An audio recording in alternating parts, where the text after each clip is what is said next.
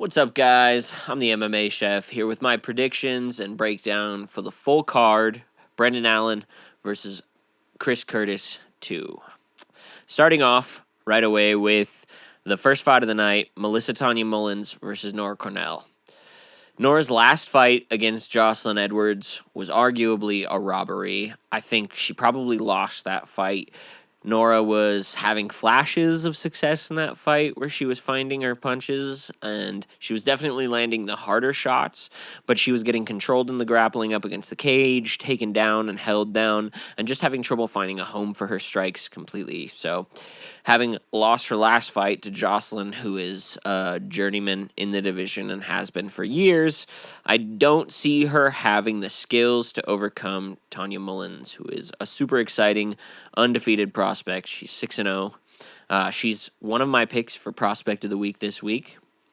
And she has a win over a previous pick for Prospect of the Week, Daria Zalesnikova. She actually got the finish over Daria Zalesnikova, who is a really impressive fighter. So she finished that fight with ground and pound. I think she is going to outclass Nora Cornell in every aspect of this fight, and 30-27 on the scorecards is what I think it's going to end with. I could also see Tanya Mullins getting a late second or late third round finish on the ground with ground and pound. Moving on, second fight of the night is Dylan Budka versus Cesar Almeida. I honestly think this fight's going to be pretty boring.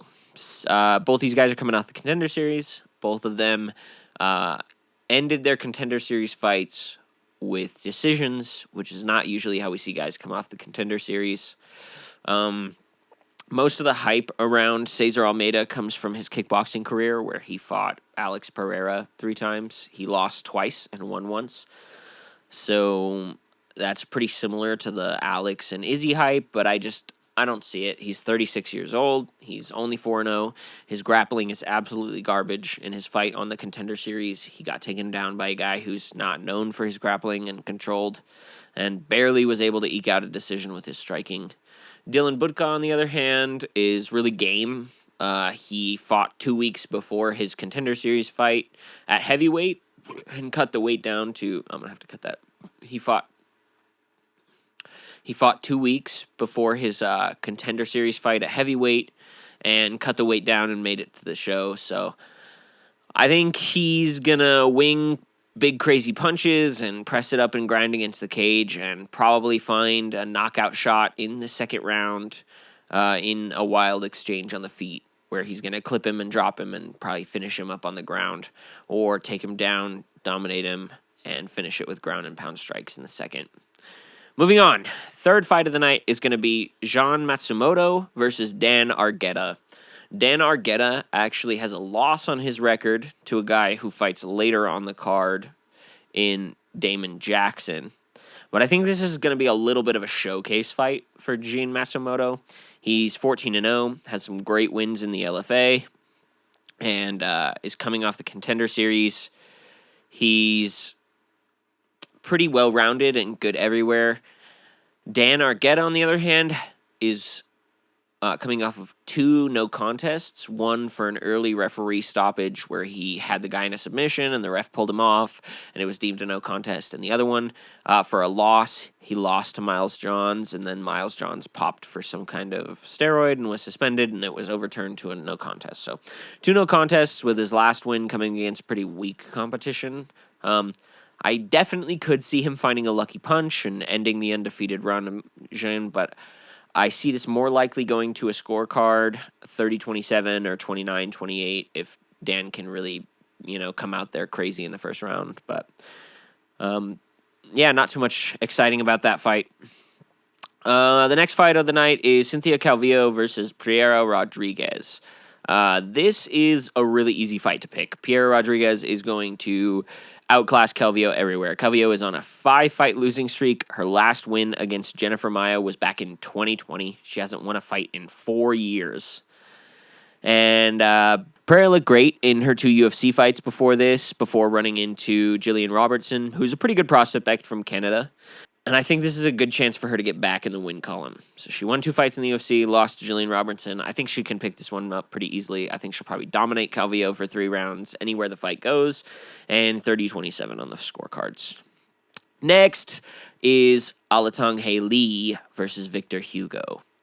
I would compare Alatong Lee to like a Wish version of Song Yadong. He's short with kind of a stocky build, fast hand speed, decent everywhere, but nothing outstanding. I just don't think he's going to be able to handle the grappling of Victor Hugo. I think his striking and his hand speed is going to catch Victor Hugo off guard in the first round, which I think is his best chance to have any kind of success. If he gets a TKO, it'll probably be there before he goes too deep.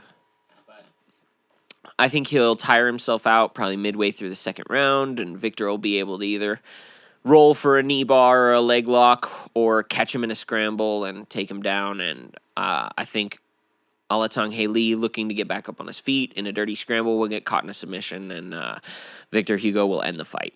So, moving on. This fight, easiest fight of the night. Norma Dumont versus Germaine de Mirandamy. I hope this fight goes the full 15 minutes. The longer I get to watch Norma Dumont fight, the better.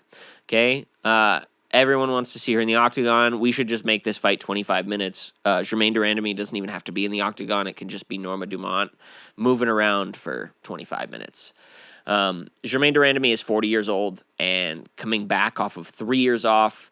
I think there's absolutely no way that she wins this fight, and I would never pick Germaine de Mirandamy ever in a fight. She's a dirty, nasty cheater, and she never should have won that title that she won. So, Norma Dumont by 30-27, dominating decision over 15 minutes. If she gets a finish, I will be disappointed that we don't get to watch her fight longer. Next. This next fight is really interesting. This is one of my fights to watch on the card, is Court McGee versus Alex Morono. I think this should be really exciting. It's going to be a big, grindy, slugging match where they swing big strikes and land up against the fence in the clinch. But Alex Morono is 1-2 in his last 3, but he's only lost to really good competition, top 15 caliber competition. So he lost in his last fight to Joaquin Buckley, who we just saw fight Vicente Luque and TKO him for a spot in the rankings. Then he beat Tim Means, which is a pretty good win over a well-known UFC vet. He submitted him, so he showed his ability to finish the fight. And I think and then the fight before that was against Santiago Ponzinibbio, which is an outstanding striker. He lost that fight, but he showed flashes of potential in that fight. So, and his opponent, Court McGee, is coming off of 2 knockout losses. And his opponent, Court McGee, is coming off of 2 knockout losses. He has a pretty suspect chin. He's been KO'd by punches in his last 2 fights, and I just don't see him lasting 15 minutes with Alex Morono. I could see him finding a knockout punch if they get into a crazy slugging match, but I really kind of just see this ending in the second round to a heavy shot, Court McGee coming forward and winging a punch, dropping his hand and getting caught with a hook, and either getting subbed on the ground or ground and pounded to a finish after getting dropped in a wild exchange. All right, next fight on the night is going to be Trevor Peek versus Charlie Campbell. Campbell lost his Contender Series fight and got 1 win back on the regional scene, came back and KO'd Alex Reyes in the UFC. Trevor Peek, on the other hand, won on the Contender Series and has so far had 3 fights in the UFC, going 2-1. I think his UFC experience is going to be enough to just outwork Charlie Campbell over 3 rounds, and he'll either get a stoppage by punches in late 3rd round or grind him to a decision 29-28 or 30-27. Next fight, Lucas Bresky versus Walter Walker. Walter is another pick of mine for Prospect of the Week. He's 11-0, and he is a monster from Russia, smashing and taking down and crushing people on the ground. I think this is kind of a showcase match for him. Lucas Bresky is on a 3-fight losing streak, losing to guys like Walter Cortez Acosta and Carl Williams, and I think Walter Walker would probably win against both of those guys. So I think Walter Walker easily takes him down and ground and pounds him to a finish in the first round. Next, we have Ignacio Bahamondes versus Christos. Yeah. Next, we have Ignacio Bahamondes versus Christos Giagos. I'm pretty excited for this fight. I love Ignacio Bahamondes. He's one of my favorite prospects right now. And I'm excited to see him back in the octagon and potentially get his way back into the win column. He did lose to Ludwig Klein in his last fight by decision, but he did show his potential in that fight and do really well against Ludwig. I think this is a perfect opportunity for him to bounce back and start his ascension back up the rankings. I think he's going to pressure through the first and second round and tire out Giagos. And then he's going to find a combination and finish him with strikes, following him to the ground and pounding it to the win in the second round. Next, we have Morgan Charrier. I don't know how to say that guy's name, but Morgan Charrier versus Chepe Mariscal. This is another really exciting fight on the card. Cage Warriors champion in Morgan Charrier, and it's always hard to say with Cage Warriors champions. They tend to come into the UFC and kind of suck. Look at Reese McKee. He's on a 4-fight losing streak and probably headed back to the regional scene.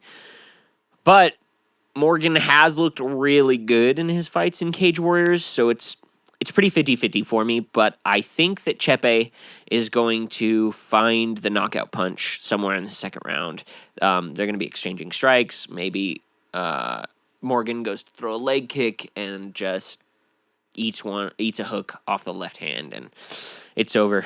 Next, we have another easy fight for me to score tonight. Alexander Hernandez versus Damon Jackson. I kind of hate this co-main event. I'm not a fan of Alexander Hernandez, and Damon Jackson is coming off of 2 losses in a row, I believe. So it's just not that exciting as a co-main event. I'm never picking Alexander Hernandez after he got absolutely owned by Cowboy Cerrone. I don't care how good he gets. I don't care if he's UFC champion. I don't care if he's on 50-fight win streak. I'm never picking Alexander Hernandez. So Damon Jackson gets it done, hopefully by brutal knockout or ground and pound, so I can watch Alexander Hernandez cry. Finally, main event of the evening, we have Brendan Allen versus Chris Curtis 2. I'm really excited for this fight. I know that there's a lot of talk about Brendan Allen being overrated and having an easy way to the title or whatever, and I know he got KO'd in their last fight, but this is 5 rounds, and I think Allen's had a lot of experience, a lot of growth. He's definitely growing in his striking, so I see this fight being a slugfest, a grind all the way through. I think they're going to have a lot of grinding up against the cage. I think Chris Curtis has decent takedown defense, so I think there's going to be a lot of mat returns and then get back up and land a few punches and then return to the mat.